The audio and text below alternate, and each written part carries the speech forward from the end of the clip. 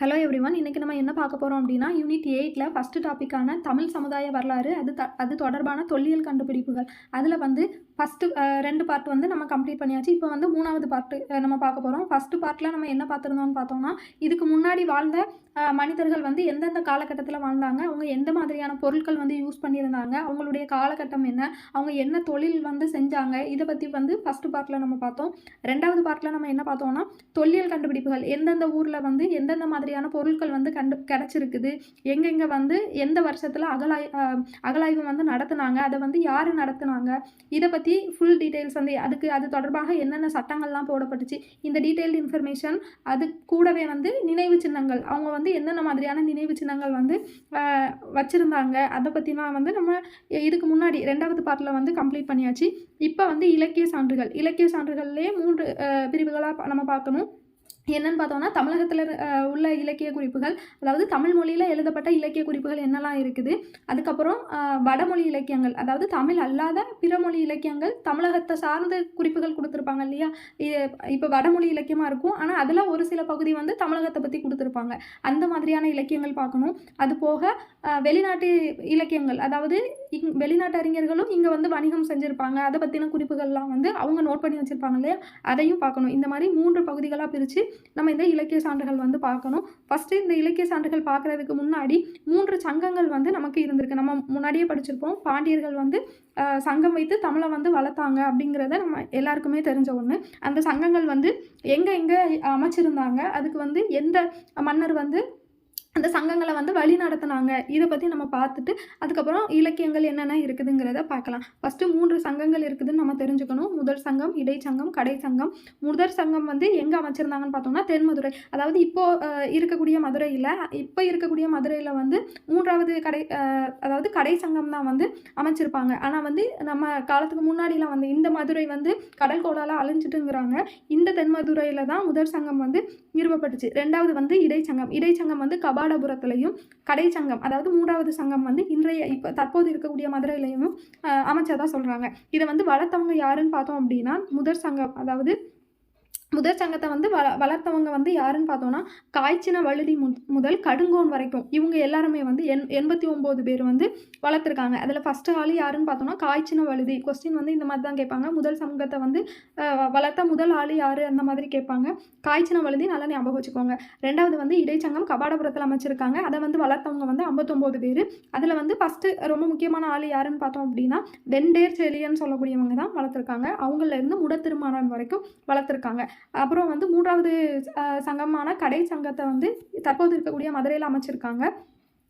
அதை வந்து வளர்த்தவங்க யாருன்னு பார்த்தோம் அப்படின்னா 49 பேர். முடத்திருமாறன் முதல் உக்கிர பெருவழுதி வரைக்கும் அமைச்சிருக்காங்க. ஃபஸ்ட்டு வந்து காய்ச்சின வழுதி, அப்புறம் வெண்டேர் செழியன், அதுக்கப்புறம் வந்து முடத்திருமாறன். இந்த மாதிரி நம்ம வந்து பாண்டியர்களுடைய பெயர்கள்லாம் ஈஸியாக நம்ம வந்து ஞாபகம் வச்சுக்கலாம். அவங்களுடைய பெயர்களுக்கு பின்னாடி இந்த மாதிரி பட்டப்பெயர்கள்லாம் கொடுத்துருப்பாங்க. வழுதி, செழியன், மாறன், தென்னன், இந்த மாதிரியான பட்டப்பெயர்கள்லாம் யாருடையதுன்னு பார்த்தோம்னா பாண்டியர்களுடைய பட்டப்பெயர் தான். நம்ம ஆப்ஷன் பார்த்து எலிமினேட் பண்ணுறதுக்கு ஈஸியாக இருக்கும். பாண்டிய மன்னர்கள் தமிழை வளர்ப்பதற்காக புலவர் பலரையும் ஒருங்கிணைத்து தமிழ் சங்கங்களை நிறுவியதாக கொடுத்துருக்காங்க. இது நமக்கு தெரிஞ்சது தான். அப்புறம் 3வது தமிழ் சங்கம் மதுரையில் பாண்டியர்கள் ஆதரவோடு அமைக்கப்பட்டது. இது இப்போ தான் பார்த்தோம். 8 தொகையும் 10 பாட்டும் 3ஆம் தமிழ் சங்க கால நூல்கள். அதனால் இதை வந்து கொஞ்சம் டீட்டெயிலாக நம்ம பார்க்க வேண்டியது இருக்கும். இது கேட்பாங்க, 8 தொகையும் 10 பாட்டும் எந்த காலத்தை சார்ந்த நூல்னு சொல்லி கேட்பாங்க. சங்க காலத்தை சார்ந்தது தான், அதாவது 3ஆம் தமிழ் சங்க கால நூல்கள்னு சொல்கிறாங்க. எனவே இவற்றை சங்க இலக்கியம் என்று குறிப்பிடுகின்றன. அப்போ வந்து கொஸ்டின் எப்படி கேட்பாங்க, சங்க இலக்கியம் எதுன்னு கேட்பாங்க. 8 தொகையும் 10 பாட்டும். 8 தொகைங்கிறது வந்து இப்போ 10 பாட்டுங்கிறது ஒவ்வொரு நூலும் வந்து ஒவ்வொரு ஆசிரியர்கள் வந்து தனிப்பட்ட ஆசிரியர்கள் எழுதியிருப்பாங்க. ஆனால் 8 தொகைங்கிறது வந்து அப்படி கிடையாது. பல்வேறு புலவர்கள் வந்து இயற்றிருப்பாங்க. அது வந்து ஒரே மாதிரி இப்போ அகம் சார்ந்தது, புறம் சார்ந்தது, அகம் புறம் சார்ந்ததுன்னு 3 பாட்டாக பிரிச்சிருப்பாங்க. அதில் அகம் சார்ந்து என்னென்னலாம் இருக்குது, அகம்னா என்னன்னு பார்த்தோம்னா தலைவன் தலைவி இடையே நடக்கிற அன்பு சார்ந்த விஷயங்களை வந்து குறிப்பிடுறது தான் அகம் சார்ந்தது. புறம் சார்ந்தது அப்படின்னா என்னென்னு பார்த்தோம்னா, இப்போ அந்த தலைவனோட வெளியே நடக்கிற விஷயம், அவங்களுடைய வீரமாக இருக்கட்டும், அதாவது போர் புரிவாங்க இல்லையா, அந்த போரை பற்றி, அவர் வந்து அளிக்கிற கொடை பற்றி, அவருடைய புகழ் பற்றி, இந்த மாதிரி வெளியில் நடக்கிற விஷயங்கள் எல்லாத்தையுமே சொல்கிறது புறம் சார்ந்தது. அகம் சார்ந்தும் புறம் சார்ந்தும் சேர்ந்து இருக்கிற நூலும் இருக்குது. இப்போ நம்ம வந்து அதையும் நம்ம பார்த்துடலாம். 8 தொகையில் அகமும் புறமும் சார்ந்து இருக்கக்கூடிய நூல் என்ன, 10 பாட்டில் அகமும் புறமும் சேர்ந்து இருக்கக்கூடிய நூல் என்னங்கிறத நம்ம இப்போ டீட்டெயிலாக பார்த்துடலாம். அப்போ சங்ககால நூல்கள்னு கேட்டாங்கன்னா நம்ம எதை சொல்லணும், 8 தொகையும் 10 பாட்டும் ஞாபகம் வச்சுக்கோங்க. அப்புறம் சங்கங்களை பற்றிய வரலாறு வந்து நக்கீரர் வந்து எழுதியிருக்காரு. அவருடைய இறையனார் களவியல் உரையில் வந்து நக்கீரர் எழுதியிருக்காங்க. என்ன என்ன எழுதியிருக்காங்கன்னு பார்த்தோம்னா, சங்கங்கள் பற்றிய வரலாறு. இந்த மாதிரி சங்கங்கள் அமைச்சது, பாண்டியர்களை பற்றின குறிப்புகள் வந்து யார் எழுதியிருக்காங்க? நக்கீரர் எழுதியிருக்காங்க. இறையனார் களவியல் உரையில் வந்து குறிப்பிட்டிருக்காங்க. இப்போ இலக்கிய சான்றுகள் வந்து பார்க்கலாம். நான் ஃபஸ்ட்டே சொன்ன மாதிரி 3 பகுதிகளாக பிரித்து தான் பார்க்கணும். தமிழ்மொழி இலக்கிய சான்றுகள், பிறமொழி இலக்கிய சான்றுகள், வெளிநாட்டு இலக்கிய சான்றுகள். ஃபஸ்ட்டு வந்து தமிழ்மொழி இலக்கிய சான்றுகள் பார்த்துடலாம். தொல்காப்பியம் இது வந்து ஒரு நமக்கு கிடைச்சதுலேயே மிக பழமையான இலக்கண நூல் எதுன்னு பார்த்தோம் அப்படின்னா தொல்காப்பியம் தான். இது வந்து 2வது சங்க காலத்தை சார்ந்ததுன்னு சொல்கிறாங்க. ஆசிரியர் வந்து தொல்காப்பியர். இதில் வந்து 3 அதிகாரங்கள், நம்ம திருக்குறள் எப்படி இருக்குமோ அதே மாதிரி தான் இதில் வந்து 3 அதிகாரங்கள், எழுத்து சொல் பொருள்னு 3 அதிகாரங்களாக வந்து பிரிச்சிருக்காங்க. இதில் முதல் 2 எழுத்தும் சொல் அதிகாரங்களும் இலக்கணம் சார்ந்து குறிப்பிடுறது. ஆனால் 3வதாக இருக்க பொருள் அதிகாரத்தில் எதை பற்றி கொடுத்துருக்காங்கன்னு பார்த்தோம்னா அகம் சார்ந்தும் புறம் சார்ந்தும் கொடுத்துருக்காங்க. அப்போது மொத்தம் 3 அதிகாரங்கள் இருக்குது. 3 அதிகாரங்களுக்கும் 9 இயல்கள் வச்சு மொத்தம் 27 இயல்கள் இருக்குது. அப்போ அதிகாரங்கள் 3, இயல் வந்து ஒவ்வொரு அதிகாரத்துக்கும் 9 இயல். அப்படிங்கும்போது 3 அதிகாரங்களுக்கும் 9 இயல்கள் இருக்குது. மொத்தமாக சேர்த்து 27 இயல்கள் இருக்குது. அப்போ மொத்த இயல்கள் எத்தனைன்னு கேட்டாங்கன்னா 27. எத்தனை அதிகாரங்கள் கேட்டாங்கன்னா 3 அதிகாரங்கள். இப்போ அதில் 3 அதிகாரங்களில் முதல் 2ம் வந்து எழுத்தும் சொல்லும் எதை சார்ந்ததுன்னு பார்த்தோம்னா இலக்கணம் சார்ந்தது. மிக பழமையான இலக்கண நூல்னு ஃபஸ்ட்டே பார்த்துட்டோம். அதனால ஃபஸ்ட்டு 2 அதிகாரங்களும் இலக்கணம் சார்ந்தது. அப்புறம் 3வதாக இருக்கக்கூடிய பொருள் அதிகாரத்தில் மக்களுடைய, அதாவது தலைவன் தலைவனுடைய அகம் மற்றும் புறம் சார்ந்த விஷயங்களை பற்றி குறிப்பிட்டிருக்காங்க. அதுக்கப்புறம் என்னன்னு பார்த்தோம்னா 14 மேல்கணக்கு நூல்கள், அதை தான் வந்து சங்க நூல்கள்னு சொல்லலாம். அப்படி இல்லை அப்படின்னா 8 தொகை 10 பாட்டுன்னு சொல்லலாம். இங்கே வந்து சமூக பொருளாதார வாழ்க்கை, மக்களுடைய சமூக பொருளாதார வாழ்க்கை பற்றி வந்து குறிப்பிடுறதா சொல்லியிருக்காங்க. இப்போ 8 தொகை நூல்கள் வந்து நம்ம பார்த்துடலாம். நம்ம வந்து தமிழில் வந்து ஏற்கனவே படித்தது தான், எல்லாமே ரிப்பீட் பண்ணுற மாதிரி இருக்கும். நம்ம தனித்தனியாக அங்கே இருக்கிறதுனால நான் வந்து கம்பைன் பண்ணி இங்கே கொண்டு வந்திருக்கேன். நமக்கு ரிவிஷனுக்கு ஈஸியாக இருக்கும். அதுக்காக தான் இந்த நோட்ஸ் எடுத்து கொடுக்குறது. இப்போ நம்ம பார்க்கலாம். 8 தொகை நூல்கள்ங்கிறது ஒரு தனிப்பட்ட நபரால் எழுதப்பட்டது கிடையாது, பல்வேறு புலவர்களால் தொகுக்கப்பட்டது. எந்த மாதிரி இப்போ அகம் சார்ந்து கிடைக்கிற நூல்லாம் ஒரு பாட்டிலையும் அகம் சார்ந்தவை புறம் சார்ந்தவைன்னு சொல்லி தனித்தனியாக பிரித்து அதுலேயும் ஒரே மாதிரி இருக்கிறதெல்லாம் சேர்த்து தொகுத்து வச்சுருக்காங்க. அதை தான் வந்து 8 தொகை நூல்கள்னு சொல்கிறாங்க. இதில் என்னெல்லாம் கிடச்சிருக்குன்னு பாருங்கள். நற்றிணை, குறுந்தொகை, பதிற்று பத்து, பரிபாடல், கலித்தொகை, அகநானூறு, புறநானூறு, ஐங்குறுநூறு. இது வந்து ஞாபகம் வச்சுக்கோங்க. நற்றிணைக்கு வந்து நல் நற்றிணை அப்படிங்கிற அடைமொழி இருக்குது. குறுந்தொகைக்கு நல்ல குறுந்தொகை, ஒத்த பதிற்று பத்து, ஓங்கு பரிபாடல், இந்த மாதிரி 4 சிறப்பு பெயர்கள் வந்து 4 நூல்களுக்கு கொடுத்துருக்காங்க. அடைமொழி வந்து கொடுத்துருக்காங்க, நோட் பண்ணிக்கோங்க. அப்போ நற்றிணையில் வந்து மொத்தம் 400 பாடல்கள் வந்து கொண்டது. எல்லாமே ஈஸியாக அக்யூரேட்டாக கடவுள் வாழ்த்து கூட சேர்த்து கூட படிக்க வேண்டாம். நம்ம வந்து ஜஸ்ட்டு எவ்வளோ நூல்கள் இருக்குதுன்னு ஒரு ஓரலாக படிச்சிட்டோம் அப்படின்னா நம்ம கெஸ் பண்ணி போடுறதுக்கு ஈஸியாக இருக்கும். நற்றிணை 400, குறுந்தொகை 400, அகநானூறு, புறநானூறு, அதுலேயே 400 வந்துடும். ஐங்குறுநூறுனா 500 வந்துடும். இதை ஈஸியாக ஞாபகம் வச்சுக்கலாமா? ஐங்குறுநூறு 500, அப்புறம் புறநானூறு அதுலேயே 400 வருது, அகநானூறு அதுலேயும் 400 வருது, குறுந்தொகையும் 400, நற்றிணையும் 400. இது வந்து ஞாபகம் வச்சுக்கோங்க. அதுக்கப்புறம் இப்போ நம்ம ஞாபகம் வைக்கணும்னு சொல்கிறது வந்து இந்த 3 தான். பதிற்று பத்து, பரிபாடல், கலித்தொகை. கலித்தொகையில் 180 பாடல், பரிபாடலில் வந்து 70 பாடல் இருந்ததாகவும் அதில் 22 தான் கிடச்சிருக்கதாகவும் குறிப்பிட்டிருக்காங்க. பதிற்று பத்துலேயே 100 பாடல்கள் இருந்திருக்கும், 80 பாடல்கள் தான் கிடச்சிருக்கும். முதல் 10ம் கடைசி 10ம் வந்து கிடச்சிருக்காது. பதிற்று பத்து வந்து சேர அரசர்களை குறிப்பிடக்கூடிய ஒரு நூல் தான். மொத்தம் 10 அரசர்களை பற்றி கொடுத்துருப்பாங்க. அதில் முதல் 10ம் கடைசி 10ம் வந்து கிடச்சிருக்காது. அதனால் 80 நூல்கள் தான் கிடச்சிருக்குதுன்னு குறிப்பிட்டிருக்காங்க. இது வந்து நோட் பண்ணி வச்சுக்கோங்க. நெக்ஸ்ட் வந்து 10 பாட்டு நூல்கள் என்னென்னலாம் இருக்குதுன்னா, அங்கே வந்து தொகை நூல்களை வந்து தொகுக்கப்பட்டிருக்கும். இங்கே வந்து அப்படி இல்லை. ஒருத்தர் வந்து இப்போ திருமுருகாற்றுப்படைனா அதை வந்து நக்கீரர் எழுதியிருக்காங்க. இப்படி தனித்தனியாக ஒவ்வொரு ஆசிரியர்கள் வந்து நம்ம தெரிஞ்சுக்கணும். திருமுருகாற்றுப்படை, ஆற்றுப்படை நூல்களை வந்து கிட்டத்தட்ட 5 6 கொடுத்துருப்பாங்க. மலைபடுகடாமுக்கு இன்னொரு பெயர் வந்து கூத்தர் ஆற்றுப்படை, திருமுருகாற்றுப்படை, பொருணர் ஆற்றுப்படை, பெருமான் ஆற்றுப்படை, சிறுபான் ஆற்றுப்படை. ஆற்றுப்படை நூல்களே 5 நூல்கள் கொடுத்துருக்காங்க. நம்ம வந்து தெரிஞ்சு வச்சுக்கணும். திருமுருகாற்றுப்படை வந்து நக்கீரர் எழுதியிருப்பாங்க. 317 அடிகளை உடையது தான் இந்த திருமுருகாற்றுப்படை. பாட்டுடை தலைவன் யாருன்னு பார்த்தோம்னா முருகன் தான் பாட்டுடை தலைவன். அடுத்து வந்து பொருணர் ஆற்றுப்படை, இதை வந்து முடத்தாம கன்னியாருங்கிறவர் எழுதியிருப்பார். 248 அடிகள் கொண்டது. இதனுடைய பாட்டுடை தலைவன் யாருன்னு பார்த்தோம்னா கரிகால் வளவன், அதாவது கரிகாலன் சொல்லுவோம் இல்லையா, சோழ அரசர், அவரை பற்றின குறிப்புகள். அவர் அதை பாட்டுடை தலைவனாக கொண்டு தான் இந்த பொருணராற்றுப்படை வந்து இயற்றியிருப்பாங்க. அதுக்கப்புறம் பெரும்பானாற்றுப்படை உருத்திரங்கண்ணனார் எழுதியிருப்பார். 500 அடிகளை கொண்டது. தொண்டைமான் இளந்திரையன பாட்டுடை தலைவராக வச்சு இயற்றப்பட்டது. அதுக்கப்புறம் சிறுபானாற்றுப்படை நல்லூர் நத்தத்தனார் எழுதியிருப்பார். இது வந்து 269 அடிகளை கொண்டது. பாட்டுடை தலைவர் வந்து நல்லியக்கோடனை வச்சு பாட்டுடை தலைவனாக கொண்டு எழுதியிருப்பாங்க. அப்புறம் முல்லைப்பாட்டு நப்பூதனார் எழுதியிருப்பார். இது வந்து 103 அடிகளை உடையது. அப்போவும் 10 பாட்டு நூல்களில் குறைந்த அடிகளை உடைய நூல் எதுன்னு கேட்டாங்கன்னா முல்லைப்பாட்டு. அதிக அடிகளை கொண்ட நூல் எதுன்னு கேட்டாங்கன்னா மதுரை காஞ்சி. அதை நம்ம நெக்ஸ்ட் பார்க்கலாம். முல்லைப்பாட்டு வந்து நப்பூதனார் எழுதியிருப்பாங்க. 103 அடிகளை கொண்டது நெடுஞ்செழியன். இதை வந்து ஈஸியாக நம்ம ஞாபகம் வச்சுக்கலாம். முல்லைங்கிறது வந்து நப்பூதனார், ஒரு பூ அப்படின்னு ஞாபகம் வச்சுக்கிட்டோம்னா இந்த மாதிரி நமக்கு என்னெல்லாம் தெரியுதோ அந்த மாதிரி ஷார்ட்கட் போட்டுக்கிட்டோம் அப்படின்னா தெரியாததை வந்து ஈஸியாக மேட்ச் பண்ணிக்கலாம். அதுக்கப்புறம் நெடுநல்வாடையும் நக்கீரர் தான் எழுதியிருப்பாங்க. அப்போ திருமுருகாற்றுப்படையும் நக்கீரர் தான் எழுதியிருப்பாங்க. நெடுநல்வாடையும் நக்கீரர் தான் எழுதியிருப்பாங்க. இது வந்து 188 அடிகளை உடையது. பாட்டுடை தலைவன் நெடுஞ்செழியன். அதுக்கப்புறம் மதுரை காஞ்சி மாங்குடி மருதனால் எழுதியிருப்பார். 782 அடிகளை உடையது. 10 பாட்டு நூல்களில் அதிக அடிகளை உடையது எதுன்னு கேட்டாங்கன்னா இந்த மதுரை காஞ்சி தான். நெடுஞ்செழியன் தான் பாட்டுடை தலைவன். அதுக்கப்புறம் வந்து குறிஞ்சிப்பாட்டு கபிலர் எழுதியிருப்பார். 261 அடிகள். இதனுடைய பாட்டுடை தலைவர் வந்து ஆரிய பிரகத்தன் அப்படின்னு சொல்லுவாங்க. பிரகத்தன் ஞாபகம் வச்சுக்கோங்க. அதுக்கப்புறம் பட்டினப்பாலை, இதுவும் உருத்திரங்கண்ணனார். நம்ம ஏற்கனவே ஒரு உருத்திரங்கண்ணனார் பார்த்தோம் இல்லையா, பெரும்பானாற்றுப்படைக்கும். அதே மாதிரி இது நக்கீரரும் அதே மாதிரி 10 பாட்டில் 2 நூல்களை ஏற்றிருப்பார். திருமுருகாற்றுப்படையும் நெடுநல்வாடையும் ஏற்றிருப்பார். அதே மாதிரி இந்த உருத்திரங்கண்ணனாருங்கிறவர் வந்து பெரும்பானாற்றுப்படையும் பட்டினப்பாலையும் ஏற்றிருப்பாங்க. இதையும் ஞாபகம் வச்சுக்கணும்.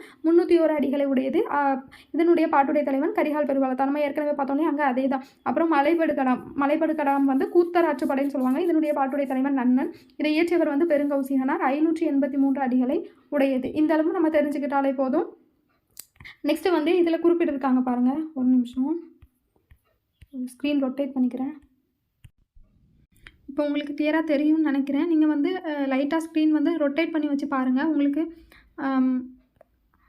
கரெக்டாக தெரியும். இப்போ 11 மேல்கணக்கு நூல்கள் வந்து நம்ம ஏற்கனவே பார்த்தோம். 8 தொகையும் 10 பாட்டும். 8 தொகையில் 8 இருக்குது, 10 பாட்டில் 10 இருக்குது. இப்போ இதில் வந்து அகம் சார்ந்தது எத்தனை நூல்கள், புறம் சார்ந்தது எத்தனை நூல்கள், அகமும் புறமும் சார்ந்தது எத்தனை நூல்கள்ங்கிறத நம்ம தெரிஞ்சுக்கணும். அகம் சார்ந்த 8 தொகை நூலில் அகம் சார்ந்தது 5 நூல்கள் இருக்குது. நற்றிணை, குறுந்தொகை, ஐங்குறுநூறு, கலித்தொகை, அகநானூறு. இது எல்லாமே அகம் சார்ந்தது. புறநானூறுன்னு எடுத்துக்கிட்டோம் அப்படின்னா 10 புறநானூறும். இந்த 10 வந்து சேரன் செங்குட்டுவன் பற்றின குறிப்புகள் அதிகமாக கொடுத்துருப்பாங்க. அப்புறம் அகமும் புறமும் சார்ந்தது பரிபாடல். இங்கே வந்து 8 தொகையில் அகமும் புறமும் சார்ந்தது பரிபாடல். 10 பாட்டில் அகமும் புறமும் சார்ந்தது நெடுநல்வாடை. இது வந்து நல்லா ஞாபகம் வச்சுக்கோங்க, அடிக்கடி கேட்பாங்க. இப்போ 10 பாட்டுக்கு வருவோம். 10 பாட்டில் அகம் சார்ந்த நூல்கள் எவ்வளவு, புறம் சார்ந்த நூல்கள் எவ்வளவு, அகமும் புறமும் சார்ந்தது. அகம் சார்ந்தது 3 நூல்கள், புறம் சார்ந்தது 6 நூல்கள், அகமும் புறமும் சார்ந்தது ஒரே ஒரு நூல். அகம் சார்ந்தது குறிஞ்சிப்பாட்டு, முல்லைப்பாட்டு, பட்டினப்பாலை. இந்த பட்டினப்பாலை வந்து பூம்புகார் பற்றின சிறப்புகள் வந்து குறிப்பிட்டிருப்பாங்க. கரிகால் வளவனை பற்றி அவருடைய ஆட்சி காலத்தில் இயற்றப்பட்டது தான் இந்த பட்டினப்பாலை. இதை வந்து பூம்புகாரை வந்து முட்டாச்சிறப்பின் பட்டணம் அப்படின்னு சொல்லி குறிப்பிட்டிருக்காங்க. அப்புறம் நீர் மீது வந்த புரவி அப்படிங்கிற குறிப்புகள் வந்து பட்டினப்பாலையில் இருக்குது. புரவி அப்படிங்கிறது குதிரை, அதாவது குதிரை இறக்குமதி நடந்ததை வந்து குறிப்பிட்டிருப்பாங்க. அதுக்கப்புறம் என்னென்னு பார்த்தோம்னா புறம் சார்ந்த நூல்கள் 6 நூல்கள் வந்து புறம் சார்ந்தது. திருமுருகாற்றுப்படை, பொருணராற்றுப்படை, சிறுபானாற்றுப்படை, பெரும்பானாற்றுப்படை, கூத்தராற்றுப்படை. அதை தான் மலைபடுகடாம் சொல்லுவாங்க. அப்புறம் மதுரை காஞ்சி. இந்த 6மே வந்து புறம் சார்ந்த நூல்கள். அப்புறம் அகமும் புறமும் சார்ந்த நூல் எதுன்னு பார்த்தோம்னா நெடுநல்வாடை. இங்கே 10 பாட்டில் அகமும் புறமும் சார்ந்தது நெடுநல்வாடை. அங்கே 8 தொகையில் அகமும் புறமும் சார்ந்தது பரிபாடல். இது வந்து நல்லா ஞாபகம் வச்சுக்கோங்க. நெக்ஸ்ட் வந்து 8 தொகை நூல்களுடைய அதை வந்து தொகுத்தவங்க யார், தொகுப்பித்தவங்க யாருங்கிறத பற்றி நம்ம பார்க்கலாம். இப்போ 8 தொகை நூல்கள்னு எடுத்துக்கிட்டோன்னா நற்றினை எடுத்தோம்னா 9லேருந்து 12 அடிகளை வந்து கொண்டிருக்கும். இதனுடைய அடிகள் வந்து எவ்வளோன்னு பார்த்தோம்னா 400 அடிகளை கொண்டது. அப்புறம் இதை தொகுத்தவங்க வந்து யாருன்னு தெரியாது. தொகுப்பித்தவங்க வந்து பன்னாடு தந்த மாறன் வழுதி தான் வந்து தொகுப்பித்திருப்பாங்க. அப்புறம் குறுந்தொகையுடைய அடி வரையறைன்னு பார்த்தோம்னா 4லேருந்து 8 வரைக்கும் இருக்கும். இது 400 அடிகளை உடையது. தொகுத்தவர் வந்து பூரிக்கோ, தொகுப்பித்தவர் யாருன்னு தெரியல. அப்புறம் வந்து ஐங்குறுநூறு வந்து 3 to 6 அடிகளை கொண்டது. 500 அடிகள் வந்து மொத்தமாக இருக்குது. அப்புறம் இதை எழுதுனவங்க யாருன்னா கூடலூர் கிளாருங்கிறவங்க, இதை வந்து தொகுத்தவங்க யாருன்னு பார்த்தோன்னா கூடலூர் கிளார் தான் தொகுப்பித்திருப்பாங்க. தொகுத்தவர் வந்து கூடலூர் கிளார், தொகுப்பித்தவர் வந்து மாந்தரஞ்சேரல் இரும்பொறை. அப்புறம் கலித்தொகைன்னு எடுத்துக்கிட்டோம் அப்படின்னா இதை வந்து 150 அடிகளை உடையது. நல்லந்துவனார் வந்து தொகுத்திருப்பார். தொகுப்பித்தவர் யாருன்னு தெரியல. அப்புறம் வந்து அகநானூறு 13லேருந்து 31 அடிகளை உடையது. மொத்தம் 400 அடிகள் இருக்குது. இதை வந்து தொகுத்தவர் உக்கிர பெருவழுதி, தொகுப்பித்தவர் வந்து ஊர்த்திர சன்மர். அதுக்கப்புறம் புறநானூறு 10 வந்து பரிபாடல். இது வந்து தொகுத்தவரும் யாருன்னு தெரியல, தொகுப்பித்தவரும் யாருன்னு தெரியல. நெக்ஸ்ட் வந்து சங்கம் மருவிய காலத்தில் இயற்றப்பட்டதான். சங்க காலத்தில் இயற்றப்பட்டது 8 தொகையும் 10 பாட்டும். சங்கம் மருவிய காலத்தில் இயற்றப்பட்டது வந்து 11 கீழ்கணக்கு நூல்கள். ஸ்க்ரீன் வந்து ரொட்டேட் பண்ணிக்கோங்க. சங்கம் மருவிய காலத்தில் இயற்றப்பட்டது தான் வந்து 11 கீழ்கணக்கு நூல்கள். 11 கீழ்கணக்கு நூல்களில் மொத்தம் 18 நூல்கள் இருக்குது. இதில் நீதி நூல்கள் 11, அகம் சார்ந்த நூல்கள் 6, புறம் சார்ந்த நூல் 1 தான். இந்த 1 நல்லா படித்து வச்சுக்கணும். களவழி 40 இது வந்து பொய்கையார் இயற்றிருப்பாங்க. இது மட்டும்தான் புறம் சார்ந்தது. அகம் சார்ந்ததுன்னு எடுத்துக்கிட்டோம் அப்படின்னா ஐந்திணை 50, திணைமொழி 50, ஐந்திணை 70, திணைமாலை 150, கார் 40, கைநிலை இதெல்லாம் வந்து அகம் சார்ந்தது. நீதி நூல்கள்னு எடுத்துக்கிட்டோம்னா திருக்குறள், நாலடியார், நான்மணிக்கடிகை, இன்னா 40, இனியவை 40, திரிகடுகம், ஏலாதி, சிறுபஞ்ச மூலம், ஆசாரக்கோவை, பழமொழி 400, முதுமொழி காஞ்சி இதுதான் வந்து நீதி நூல்கள். இதிலேயே 11 கீழ்கணக்கு நூல்கள்லேயே மிகவும் முக்கியமானது எதுன்னு கேட்டாங்கன்னா திருக்குறளை தான் நம்ம குறிப்பிடணும். இப்போ வந்து திருக்குறள் யார் எழுதியிருக்காங்கன்னு பார்த்தோம்னா வள்ளுவர். நாலடியார் வந்து சமண முனிவர் எழுதியிருப்பாங்க. நான்மணிக்கடிகை விளம்பி நாகனார் எழுதியிருப்பாங்க. இன்னா 40 கபிலர் எழுதியிருப்பாங்க. இனியவை 40 பூதஞ்சேந்தனார், திரிகடுகம் நல்லாதனார், ஏலாதி கனிமேதாவியார், சிறுபஞ்ச மூலம் காரியாசான், ஆசாரக்கோவை பெருவாயின் முள்ளியார், பழமொழி 400 முன்றுரை அரையனார், முதுமொழி காஞ்சி அதை வந்து அறவுரை கோவைன்னு சொல்லுவாங்க. மதுரை கூடலூர் கிளார் வந்து இயற்றிருப்பாங்க. அப்புறம் அகம் சார்ந்த நூல்கள் வந்து ஐந்திணை 50 மாறன் பொறையனார், திணைமொழி 50 கண்ணஞ்சேந்தனார், ஐந்திணை 70 மூவாதியார், திணைமாலை 150 கனிமேதாவியார், கார் 40 கண்ணங்கூத்தனார், கைநிலை வந்து புல்லங்கடனார் வந்து இயற்றிருப்பாங்க. புறம் சார்ந்த ஒரே ஒரு நூல் வந்து களவழி 40 அதை வந்து யார் எழுதியிருப்பாங்க? பொய்கையார் வந்து எழுதியிருப்பாங்க. நெக்ஸ்ட் வந்து காப்பியங்கள் பார்க்கலாம். காப்பியங்கள் வந்து 2 வகைகளாக பிரிக்கலாம். ஐம்பெருங்காப்பியங்கள், ஐஞ்சிறுங்காப்பியங்கள். ஐம்பெருங்காப்பியங்கள் வந்து அறம், பொருள், இன்பம், வீடு இது பற்றின செய்திகளெல்லாம் வந்து குறிப்பிட்டிருப்பாங்க. இதுக்கு வந்து ஐம்பெருங்காப்பியங்கள்னு பெயரிட்டவர் வந்து மயிலைநாதர் தான் பெயரிட்டிருப்பாங்க. ஐஞ்சிறுங்காப்பியங்கள் வந்து அறம், பொருள், இன்பம், வீடு இவற்றில் ஏதேனும் 1 அல்லது 2 வந்து குறைவாக சொல்கிறது தான் ஐஞ்சிறுங்காப்பியங்கள். குறைவா அப்போ சிறியது ஐஞ்சிறுங்காப்பியங்கள். கொஞ்சம் குறைவாக சொன்னாங்கன்னா அது ஐஞ்சிறுங்காப்பியங்கள். முழுசாக இதை பற்றி அறம், பொருள், இன்பம், வீடு இதை பற்றி முழுசாக சொன்னாங்க அப்படின்னா ஐம்பெருங்காப்பியங்கள். கொஞ்சம் 1 இல்லைன்னா 2 குறைவாக சொன்னாங்க அப்படின்னா ஐஞ்சிறுங்காப்பியங்கள். ஐஞ்சிறுங்காப்பியங்கள் ஒட்டுமொத்தமாக சமண காப்பியம் தான். ஆனால் ஐம்பெருங்காப்பியங்கள் சமணமும் இருக்கும், பௌத்தமும் இருக்கும். மணிமேகலை, குண்டலகேசி இதெல்லாம் வந்து பௌத்த இலக்கியம். வேற மிச்சம் இருக்கிற 3மே வந்து சமணம் சார்ந்த காப்பியம். இப்போ நம்ம பார்க்கலாம். சிலப்பதிகாரம் வந்து சமணம் சார்ந்த நூல். இது வந்து இளங்கோவடிகள் இயற்றிருப்பாங்க. மணிமேகலை சீத்தலை சாத்தனார் இயற்றிருப்பாங்க. இது பௌத்தம் சார்ந்தது. முதல் பௌத்த காப்பியம் எதுன்னு கேட்டாங்கன்னா மணிமேகலை தான். அப்புறம் சீவக சிந்தாமணி திருத்தக்க தேவர் எழுதியிருப்பாங்க. விருத்தப்பாவால் எழுதப்பட்ட முதல் நூல் எதுன்னு கேட்டாங்கன்னா சீவக சிந்தாமணி. வளையாபதி வந்து யார் இயற்றினாங்கன்னு தெரிஞ்சிருக்காது. குண்டலகேசி வந்து நாதகுந்தனார் இயற்றிருப்பாங்க. இது வந்து பௌத்தம் சார்ந்த நூல். இப்போ ஐஞ்சிறுங்காப்பியங்கள்னு எடுத்துக்கிட்டோம் அப்படின்னா சூளாமணி மட்டும்தான் தோளாமொழி தேவர் இயற்றிருக்காங்கன்னு தெரியும். வேற யாருக்குமே வந்து இயற்றியவங்க யாருன்னு கண்டுபிடிக்கல. அப்புறம் நீலகேசி, சூளாமணி, யசோதர காவியம், நாககுமார காவியம், உதயனகுமார காவியம் இதுதான் வந்து ஐஞ்சிறுங்காப்பியங்கள். நெக்ஸ்ட் வந்து என்னன்னு பார்த்தோம்னா பக்தி இலக்கிய காலம். அதை வந்து பல்லவர்கள் காலம்னு சொல்லுவாங்க. இந்த காலகட்டத்தில் 2 பிரிவு சைவம் வைணவம் சொல்லி 2 பிரிவுகள் உருவாகுனது யாருடைய காலகட்டம் கேட்பாங்க? பல்லவர்களுடைய காலகட்டம்.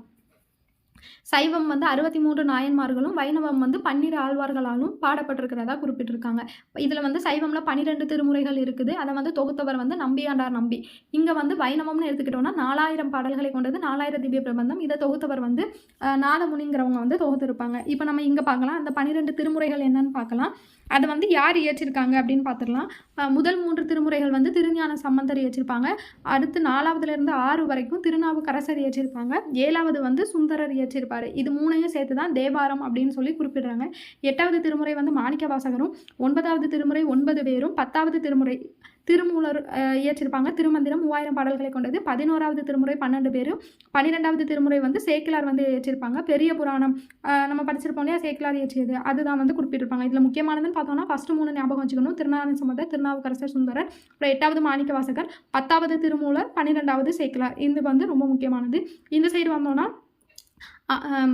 வைணவம் ஆழ்வார்கள்னு வந்தோன்னா 12 ஆழ்வார்கள் யாரெல்லாம்னு பார்த்தோன்னா பொய்கை ஆழ்வார், பூதத்தாழ்வார், பேயாழ்வார், திருமலிசை ஆழ்வார், நம்ம ஆழ்வார், குலசேகர ஆழ்வார், தொண்டரடி பொடி ஆழ்வார், பெரியாழ்வார், அப்புறம் வந்து ஆண்டாள், திருப்பான் ஆழ்வார், திருமங்கை ஆழ்வார், மதுரகவி ஆழ்வார். இவங்க தான் வந்து 12 பேர். இப்போ இவங்க என்னென்ன நூல்கள் வந்து என்னென்ன திருவந்தாதியெல்லாம் வந்து இயற்றிருக்காங்கிறத பார்த்துடலாம்.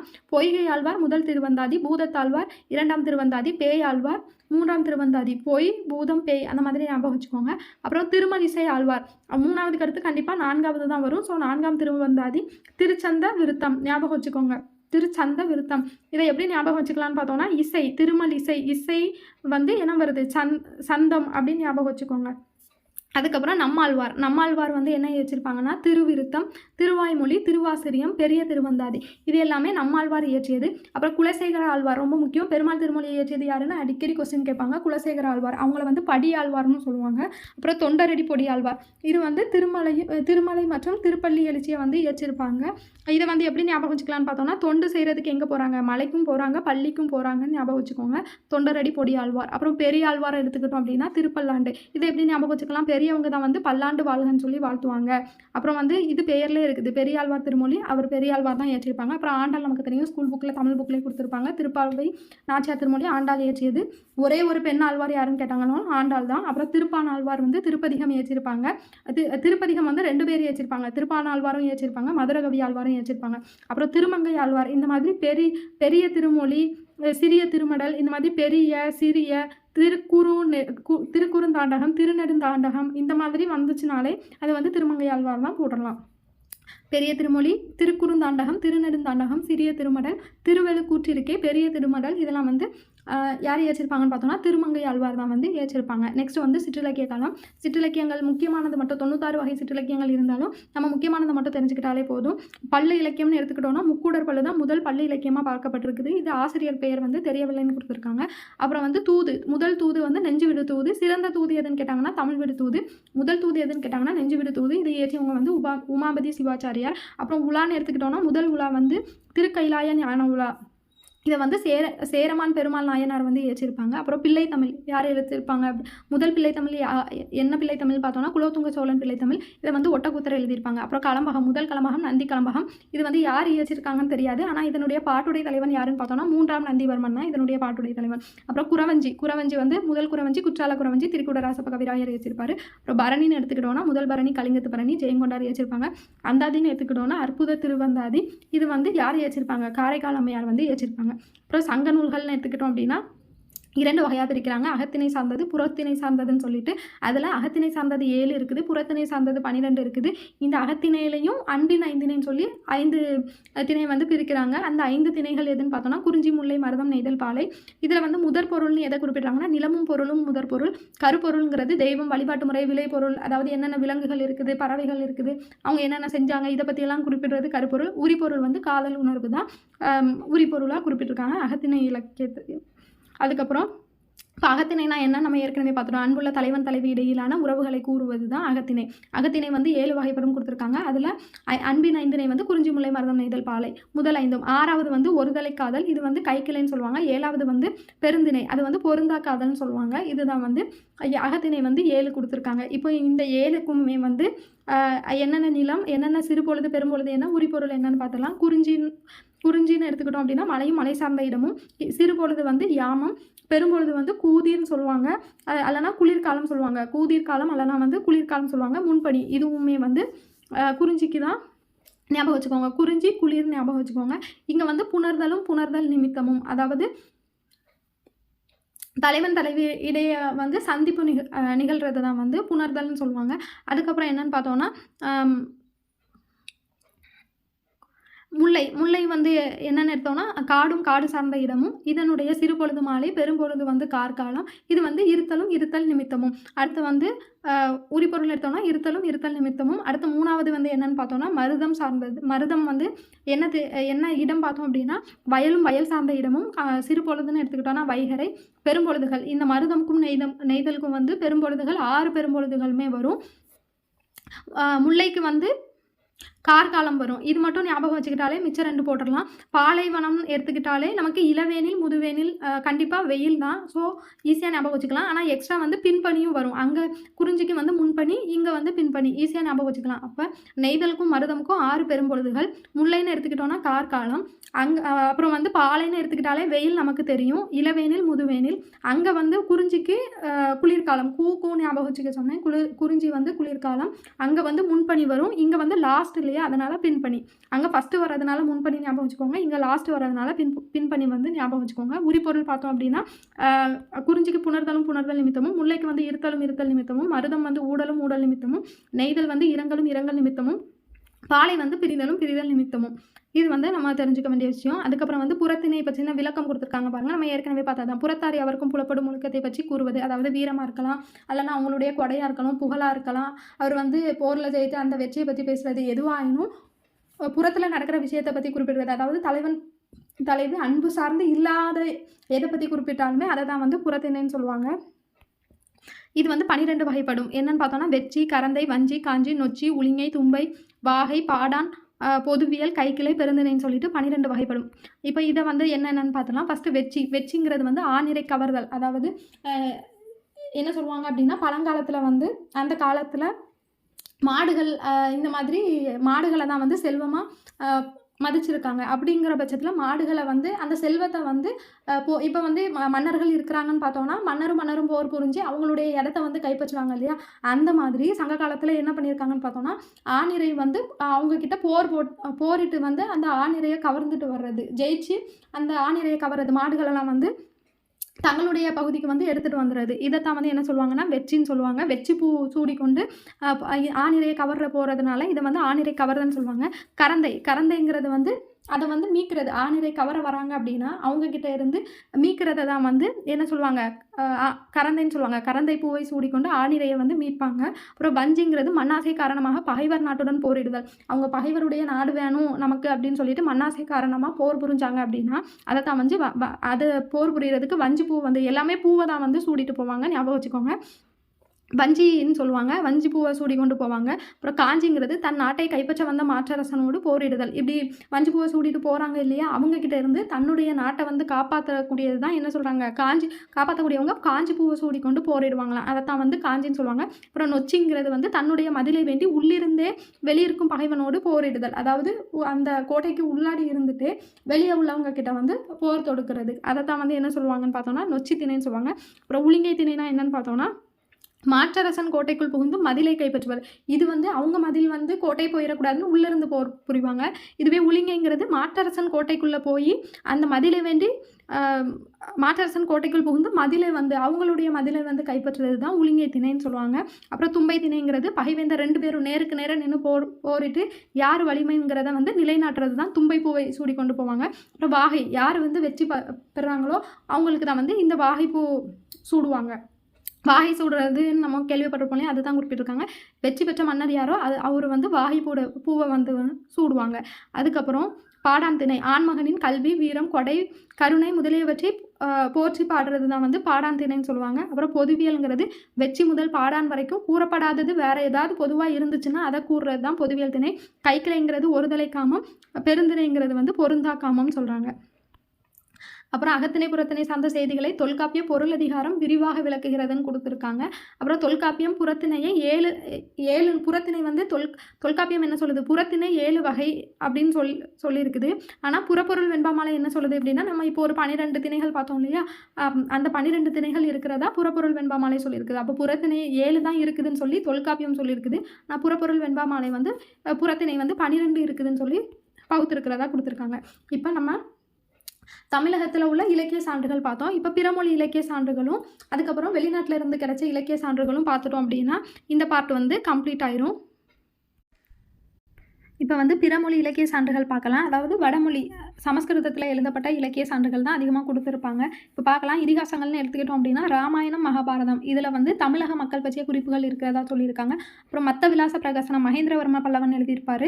அவர் வந்து அதில் என்ன குறிப்புகள் இருக்குதுன்னு பார்த்தோன்னா புத்த மற்றும் சமண துறவிகளுடைய வாழ்க்கை குறிப்புகள் இருக்கிறதா சொல்லியிருக்காங்க. அதுக்கப்புறம் அர்த்த சாஸ்திரம் இது வந்து யார் எழுதியிருப்பாங்கன்னா சாணக்கியர் வந்து எழுதியிருப்பாங்க. அவங்கள வந்து கௌடில்யர்னு சொல்லுவாங்க. இவர் எழுதின அர்த்த சாஸ்திரத்திலையும் தமிழ் மன்னர்கள் பற்றிய குறிப்புகள் வந்து இருக்கிறதா சொல்லியிருக்காங்க. அதுக்கப்புறம் இண்டிகா வந்து மெகஸ்தனிஸ் எழுதியிருப்பாங்க. இதில் வந்து இந்தியா மற்றும் இலங்கையை ஒரு ஆறு, அதாவது பாக்னி சந்தின்னு சொல்கிறோம் இல்லையா? அதை தான் அவங்க ஆறுன்னு குறிப்பிட்டிருக்கலாங்கிற மாதிரி சொல்கிறாங்க. இந்தியாவையும் இலங்கையும் ஒரு ஆறு பிரிக்குது அப்படிங்கிற குறிப்புகள் வந்து இண்டிகா அப்படிங்கிற நூலில் மெகஸ்தனிஸ் எழுதியிருப்பார். அப்புறம் மதுரா விஜயம் இது நம்ம ஹிஸ்ட்ரி படிக்கும் போதே பார்த்துருப்போம். கங்காதேவி வந்து எழுதியிருப்பாங்க. மதுரையில் வந்து படையெடுப்பு நிகழ்த்தியதை குமாரகம்பனங்கிற அவருடைய கணவர் வந்து மதுரையில் படையெடுப்பு நிகழ்த்தியதை வந்து அந்த மதுரா விஜயம்ங்கிற நூலில் எழுதியிருப்பாங்க. அதை அவங்க வந்து என்ன குறிப்பிடுறாங்கன்னு பார்த்தோன்னா தமிழகத்தை வந்து திராவிட தேசம்னும் தமிழக மன்னர்களை வந்து திராவிட மன்னர்கள்னும் குறிப்பிடுறாங்க. இவ்வளோதான் வந்து வடமொழி இலக்கியங்கள். இப்போ பிற நாட்டு இலக்கிய சான்றுகள் பார்க்கலாம். இலங்கைன்னு எடுத்துக்கிட்டோம் அப்படின்னா மகாவம்சம் தீபவம்சம் ரெண்டுமே வந்து பாலி மொழியில் எழுதப்பட்டது. இங்கே வந்து அந்த இதில் என்ன குறிப்புகள் கொடுத்துருக்காங்கன்னு பார்த்தோம்னா, இலங்கை மன்னரான 2ஆம் கயவாகுங்கிறவர் சேரன் செங்குட்டுவன் நடத்திய பத்தினி வழிபாட்டில் வந்து கலந்து கொண்ட தகவல் வந்து குறிப்பிடுறாங்க. அதுக்கப்புறம் கிரேக்க இலக்கியங்கள்னு எடுத்துக்கிட்டோம் அப்படின்னா எரித்ரிய கடலின் பெரிப்ளஸ், அப்புறம் வந்து வியன்னா பாப்பிரஸ்ன்னு சொல்லக்கூடிய ஒரு நாணல் வகை புல்லுனால் தயாரிக்கப்பட்ட ஒரு காகிதம் பற்றிய குறிப்புகள் கொடுத்துருப்பாங்க. அப்புறம் ஹிப்போக்ரேட்டஸ் அவருடைய ஹிப்போக்ரேட்டஸ் வந்து ஒரு கிரேக்க மருத்துவர்னு சொல்கிறாங்க. இதில் வந்து மிளகை வந்து இந்திய மருந்துங்கிற மாதிரி வந்து குறிப்பிட்டிருப்பாங்க. இதை பற்றி இப்போ நம்ம பார்க்கலாம். ஃபஸ்ட்டு எரித்ரிய கடலின் பெரிப்ளஸ், இது வந்து யார் எழுதியிருக்காங்கங்கிற ஆசிரியர் பெயர் வந்து கிடைக்கலன்னு சொல்கிறாங்க. அதுக்கப்புறம் இந்த பெரிப்ளஸ் அப்படிங்கிறது வந்து என்னன்னு பார்த்தோன்னா கடல் வழிகாட்டின்னு சொல்கிறாங்க.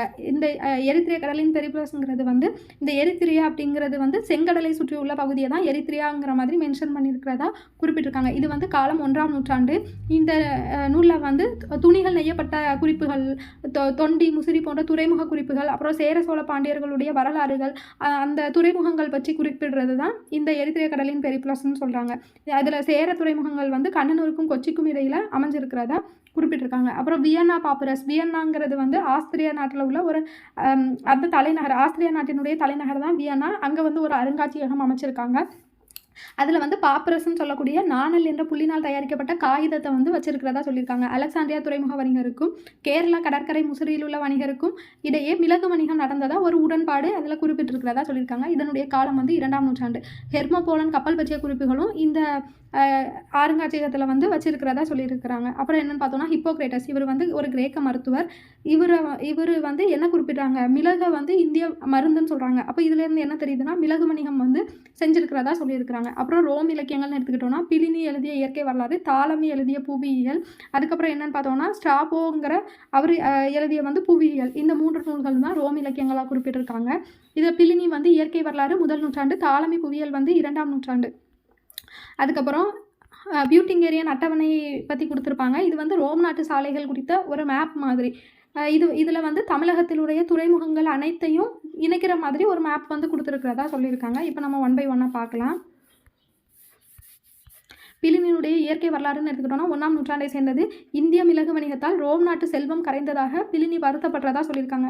அப்போ என்ன சொல்கிறாங்கன்னு பார்த்தோம்னா, இங்கே ரோம் நாட்டில் என்ன பண்ணியிருக்காங்க, அங்கே உள்ள தங்கத்தெல்லாம் மிளகுக்கு ஈக்குவல் எடைக்கு எடை கொடுத்துருக்காங்க. எவ்வளோ எடைக்கு எடை மிளகு எடுத்துகிட்டு போகிறாங்களோ அவ்வளோ எடைக்கு எடை வந்து தங்கம் கொடுத்ததா குறிப்பிட்டிருக்காங்க. இதனால் அங்கே உள்ள தங்கங்கள் செல்வங்கள்லாம் வந்து கரைஞ்சிட்டு, ரோம் நாட்டு செல்வங்கள்லாம் கரைஞ்சிட்டுன்னு யார் வருத்தப்படுறதா குறிப்பிட்டிருக்காங்க, பிலினி அவருடைய குறிப்புகள்லாம் சொல்லியிருக்காரு. அதுக்கப்புறம் ரோம் அரசர் வெஸ்பேசியன் காலத்தில் இதை வந்து இந்த மிளகு வணிகத்தால் வந்து ரோம் நாட்டு செல்வம் கரையுதுங்கிறதுனால அந்த மிளகு வணிகத்தை வந்து தடை செஞ்சதாக குறிப்பிட்டிருக்காங்க.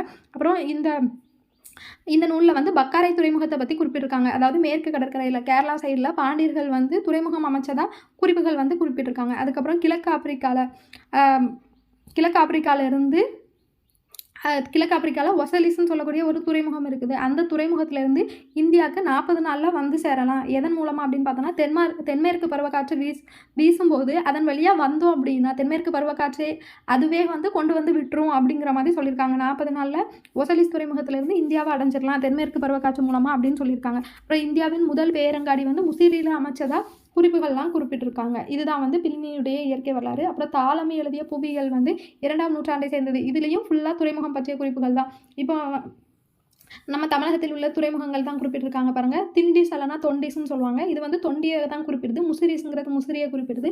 கமரா அதாவது காவிரி பூம்பட்டினம் புகாரை தான் வந்து கமரான்னு குறிப்பிடுறாங்க. பொதுகே அப்படின்னா புதுச்சேரி, கொமரே அப்படிங்கிறது குமரி, கொல்சாய் அப்படின்னா கொற்கை, பஹரி அப்படிங்கிறது பொற்காடு, நிகாமா அப்படிங்கிறது நாகப்பட்டினம், சோபட்மா அப்படிங்கிறது மரக்காணம், மசோலியாங்கிறது மசூலிப்பட்டினத்தை வந்து அப்படி குறிப்பிடுறாங்க. இங்கே உள்ள துறைமுகங்களை பற்றின குறிப்புகளெல்லாம் அங்கே வந்து இந்த மாதிரி எழுதி வச்சிருக்கிறதா சொல்லியிருக்காங்க. அப்புறம் ஸ்ட்ராபோ எழுதிய புவியியல் நூலில் ரோம் அரசர் அகஸ்டஸ் காலத்தை சார்ந்தது தான் இந்த ஸ்ட்ராபோ எழுதிய புவியியல் நூல். இங்கே வந்து அவங்க எப்படி குறிப்புகள் எழுதியிருக்காங்கன்னு பாருங்கள். அரிசியை வந்து அரிசா ஒரைசா அப்படின்னு சொல்லி எழுதியிருக்காங்க. இஞ்சியை வந்து ஜிஞ்சிபெரான்னு எழுதியிருக்காங்க. கருவா அதாவது இலவங்கத்தை வந்து ஸ்கார்பியன் எழுதியிருக்காங்க. பிப்பாலிங்கிறத வந்து பெர்பெரிங்கிறத எழுதியிருக்காங்க, அதான் குறிப்பிட்டிருக்காங்க. அப்புறம் பியூட்டிங்கேரியன் அட்டவணை கொடுத்துருக்காங்க பாருங்கள். ரோம் நாட்டு சாலைகள் குறித்த வரைபடம், அது கடற்கரை வழியாக அந்த துறைமுகங்களெல்லாம் இணைக்கிற மாதிரி அந்த பியூட்டிங்கேரியன் அட்டவணையில் நம்ம தமிழகத்தில் உள்ள துறைமுகங்கள் அனைத்தையும் இணைக்கிற மாதிரி குறிப்புகள் வந்து கொடுத்துருக்காங்க. நெக்ஸ்ட்டு வந்து கல்வெட்டு சான்றுகள், செப்பேடுகள், நாணயங்கள் இதெல்லாம் வந்து குட்டி பார்ட்டு தான். ஈஸியாக ஒரே பார்ட்டில் வந்து நம்ம முடிச்சிடலாம். இலக்கிய சான்றுகளும் தொல்லியல் சான்றுகள் தான் கொஞ்சம் நம்ம அதிகமாக பார்க்குற மாதிரி இருக்கும். அதையும் நம்ம பார்த்து முடிச்சாச்சு. இதுமேல் நம்ம பார்க்கக்கூடியது கல்வெட்டு சான்றுகள், செப்பேடுகள், நாணயங்கள், அயல் நாட்டவர்கள் வந்த குறிப்புகள், அப்புறம் பாதிரிமார் கடிதங்கள் இது எல்லாத்தையுமே வந்து மொழியியல் ஆய்வுகள் இந்த 6ம் ஒரே பார்ட்டில் வந்து முடிச்சிடலாம். மொத்தமே ஒரு 5 பாயிண்ட் அந்த மாதிரி தான் இருக்கும். நம்ம ஈஸியாக வந்து நம்ம முடிச்சிடலாம். நெக்ஸ்ட் வீடியோவில் பார்க்கலாம். தேங்க்யூ.